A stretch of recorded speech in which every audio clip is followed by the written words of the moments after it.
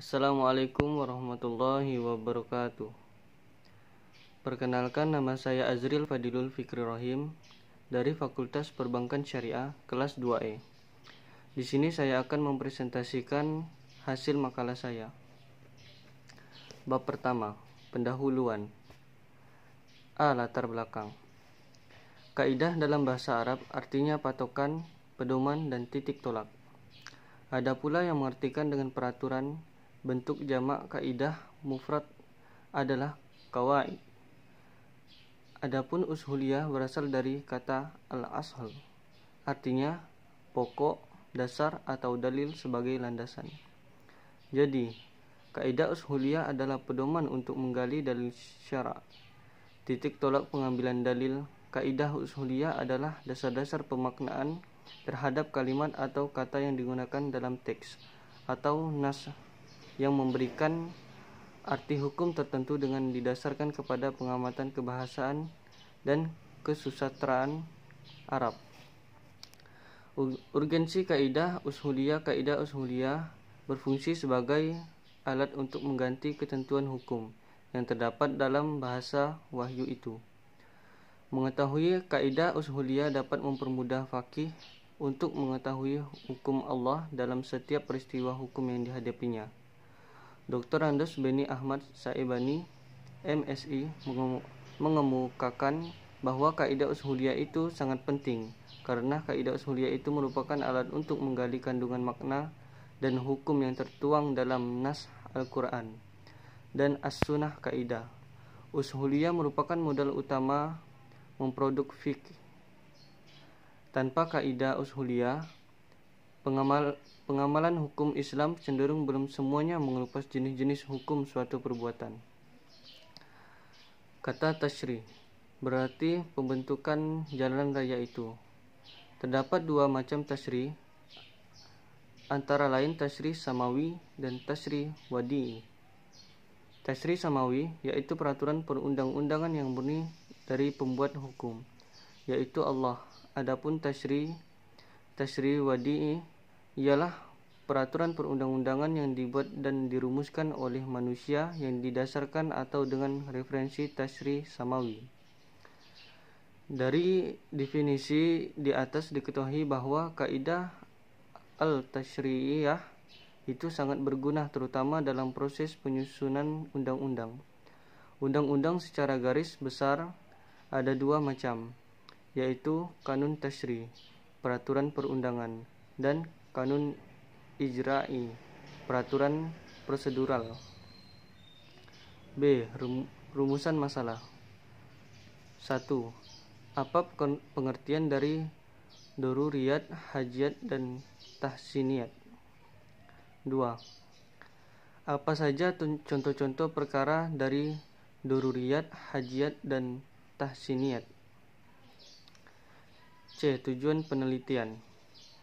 Pertama, untuk mengetahui pengertian dari doruriyat, hajiyat, dan tahsiniyat. 2. Untuk mengetahui apa saja contoh-contoh perkara dari doruriyat, hajiyat, dan tahsiniyat. D. Metode penelitian. Penyusun memakai metode studi literatur dan kepustakaan dalam penulisan makalah ini. Referensi makalah ini bersumber tidak hanya dari buku tetapi juga dari media lain seperti e-book, blog, dan perangkat media massa yang diambil dari internet. Bab 2. Pembahasan. A. Pengertian doruriyat, hajiyat, dan tahsiniyat. Daruriyat adalah tingkat kebutuhan yang harus ada atau disebut dengan kebutuhan primer. Bila tingkat kebutuhan ini tidak terpenuhi, akan terancam keselamatan umat manusia. Keperluan dan perlindungan al-duriyat ini dalam buku ushul fiqih termasuk Ash-Tibi membagi menjadi 5 buah, yaitu pemenuhan keperluan serta perlindungan yang diperlukan untuk keselamatan agama, ketaatan ibadah kepada Allah Subhanahu wa taala, keselamatan nyawa atau per individu, keselamatan akal atau termasuk hati nurani, keselamatan atau kelangsungan keturunan atau eksistensi manusia, serta terjaga dan terlindungnya harga diri dan kehormatan seseorang. Keselamatan serta perlindungan atas harta kekayaan yang dikuasai atau dimiliki seorang. Kelima, daruriyat tersebut adalah hal yang mutlak, harus ada pada diri manusia. Karenanya Allah Subhanahu wa taala menyuruh manusia untuk melakukan segala upaya keberadaan dan kesempurnaannya. Sebaliknya, Allah Subhanahu wa taala melarang melakukan perbuatan yang dapat menghilangkan atau mengurangi salah satu dari 5 daruriyat yang 5 itu. Segala perbuatan yang dapat mewujudkan atau mengekalkan 5 unsur pokok itu adalah baik, dan karenanya harus dikerjakan, sedangkan segala perbuatan yang merusak atau mengurangi nilai 5 unsur pokok itu adalah tidak baik, dan karenanya harus ditinggalkan. Semua itu mengandung kemaslahatan bagi manusia. Bila salah satunya tidak ada, maka hidup manusia akan terancam, berada dalam kesulitan yang sangat besar dan berkepanjangan yang akan membawanya kepada kepunahan. Mengenai masalah urutan ada ulama berpendapat bahwa urutan sesuai dengan yang disebutkan di atas. Artinya perlindungan dan pemenuhan keperluan agama didahulukan atas 4 yang di bawahnya, dan perlindungan nyawa didahulukan atas 3 di bawahnya, dan begitulah seterusnya secara berurutan. Dan ada juga ulama yang menganggap 4 dari 5 keperluan di atas, yaitu selain agama setingkat, artinya seorang boleh memilih mana yang akan diutamakan dan mana yang akan ditinggalkan atau dikorbankan sesuai dengan pertimbangan dan keadaan nyata yang dia hadapi. Dan semua ulama sepakat bahwa perlindungan agama merupakan yang tertinggi. Kebutuhan hajat ialah kebutuhan sekunder, di mana tidak terwujudkan keperluan ini tidak sampai mengancam keselamatannya, namun akan mengalami kesulitan dan kesukaran, bahkan mungkin berkepanjangan, tetapi tidak sampai ke tingkat menyebabkan kepunahan atau sama sekali tidak berdaya. Jadi yang membedakan al-daruriyah dengan al-hajiyah adalah pengaruhnya kepada keberadaan manusia. Namun demikian, keberadaannya dibutuhkan untuk memberikan kemudahan serta menghilangkan kesukaran dan kesulitan dalam kehidupan mukallaf.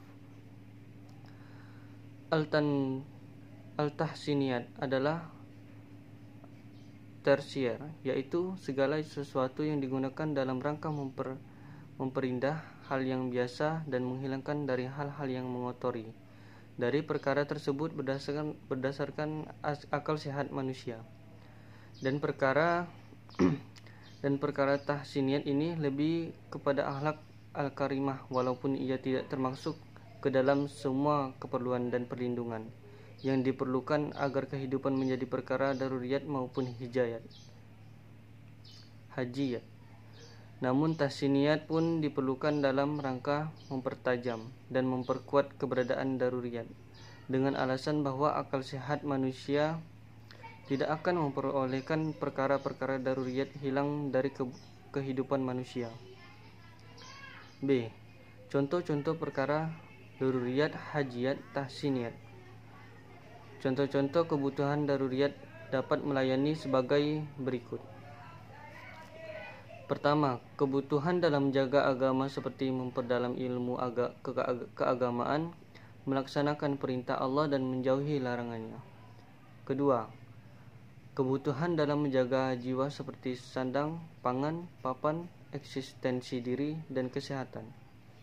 Ketiga, kebutuhan dalam menjaga keturunan seperti pengeluaran perkawinan dan keluarga.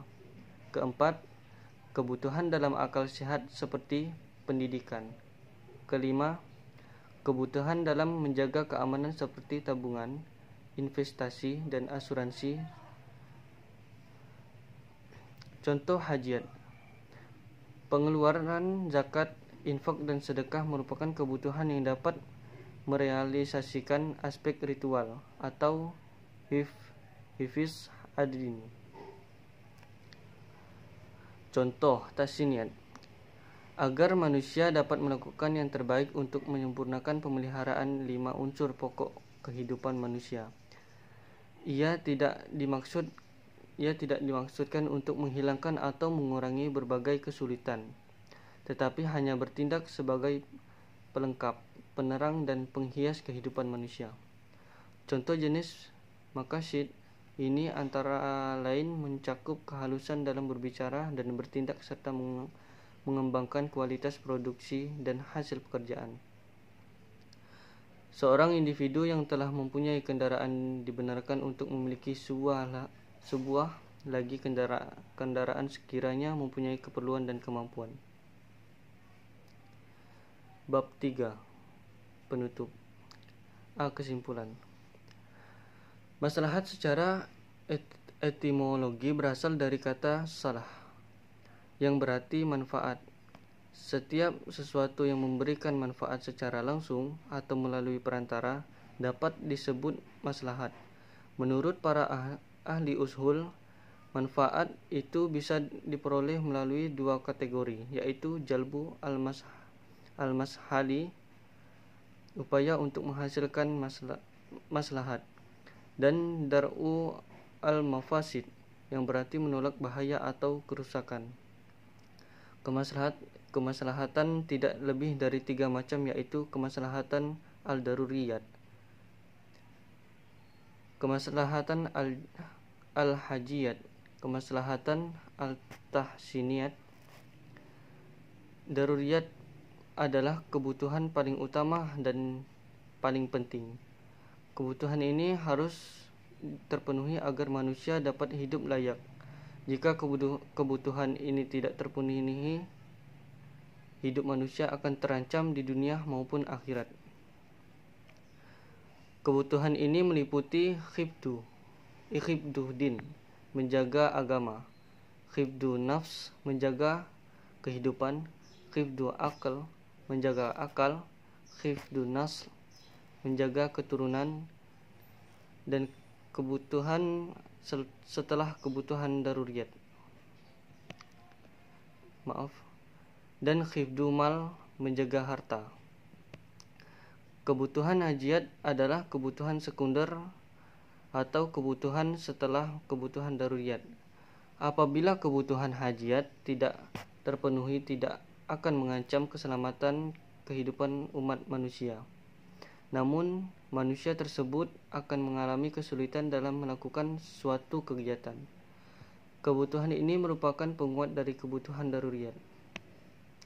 Kebutuhan tahsiniyah adalah kebutuhan yang tidak mengancam kelima hal pokok, yaitu khifdu din atau menjaga agama, khifdu nafs atau menjaga kehidupan, khifdu akal atau menjaga akal, khifdu nasl atau menjaga keturunan, serta khifdu mal atau menjaga harta, serta tidak menimbulkan kesulitan umat manusia. Kebutuhan ini muncul setelah kebutuhan daruriyah dan kebutuhan hajat terpenuhi. Demikian hasil dari presentasi saya. Kurang dan lebihnya saya mohon maaf. Wassalamualaikum warahmatullahi wabarakatuh.